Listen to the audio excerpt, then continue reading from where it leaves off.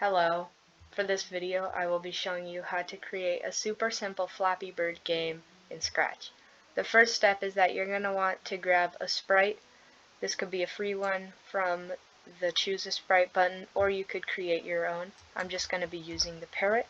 Make sure you center that on the y-axis, and then you're going to go into Events, grab a when the green flag is clicked, then you're going to go into Variables, and make a variable called YV, and that stands for Y value. You can pause the video while you make that, and then you're going to want to set the Y value to 0 when you start the game. This is going to make sure that it's not going to be jumping too high or falling too fast when you first start the game. I'll show you how that works in a second. You're going to go into Events and grab a when the space key is pressed, and this could also be an up arrow or the W key or any other controls you want in your game. And then once you have that sprite, you're going to go into Variables and set the Y value to 10. Make sure this is a set button as well as the other one, because if they're changed, then it will not work. The game will crash and it will be very, very bad. And then you're going to go into Events and grab another when the green flag is clicked. And then you're going to do Forever, Motion, change Y by Y value, and then change Y value by -1. And that is going to make it go up and down based on the Y value.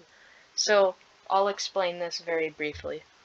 So when the green flag is clicked, it's setting the Y value to 0, which means that it is falling slow, but it will speed up as it falls because it is changing the Y value by 1, and it's changing the Y by the Y value, and because it's changing by -1, it falls faster and faster as you wait.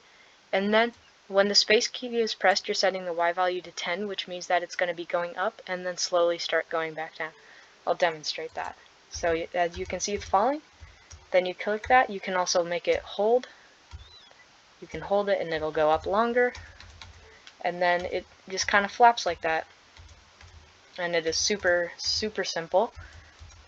And then once you have that, what you could also do is just put this forever loop in this, but I'm keeping it here just for ease of explaining it, but you do not have to have a new one of these. You can put that on your other when the green flag is clicked button. And then what you're going to want to do is create a new sprite, and these are going to be your tunnels or your pipes or whatever you're doing.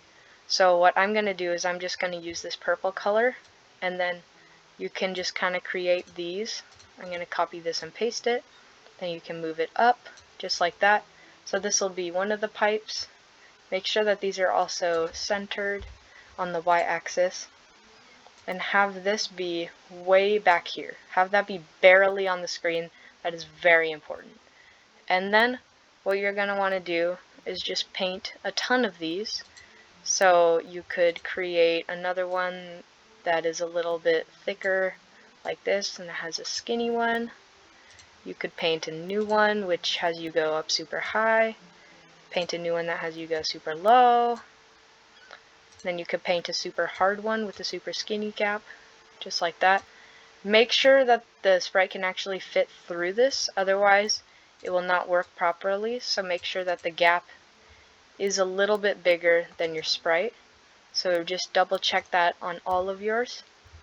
And then what you're going to want to do is go into Code, Events when the green flag is clicked, go to Motion, have it go to its current position, have the X value be about 260 to 265, so that is way off in the corner. And then you're going to grab a Control Forever loop, and you are going to wait as long as you want. This could be whatever you want. I'm going to do 5 seconds, and then create clone of myself. And then grab when I start as a clone, you will grab a repeat block. This we will change in a bit.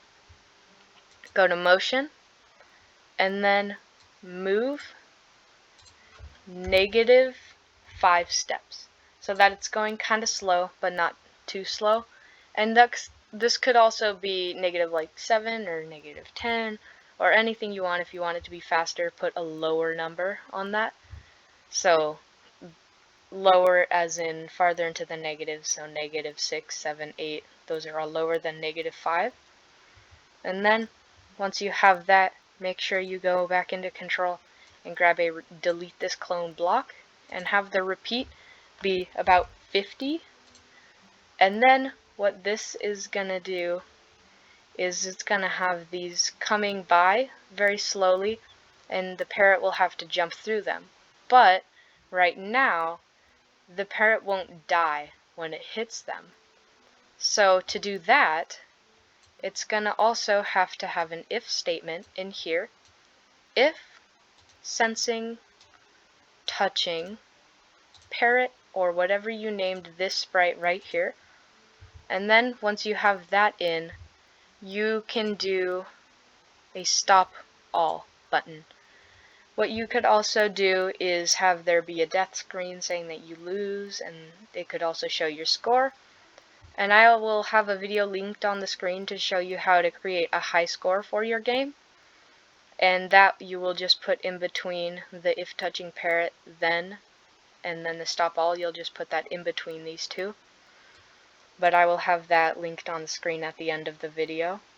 And then what you're going to want to do is you are also going to go into looks and grab a hide block. When the green flag is clicked, it's going to hide it. When I start as a clone, show. What this is going to do is it will start to have them come by every 5 seconds. But as you can see, repeating 50 times was not enough, so adjust this based on how much your move is.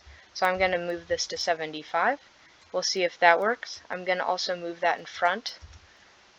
So let's see if this makes it all the way. It didn't quite make it, so you could move it to 90 and then start it again. See if that makes it. And it does.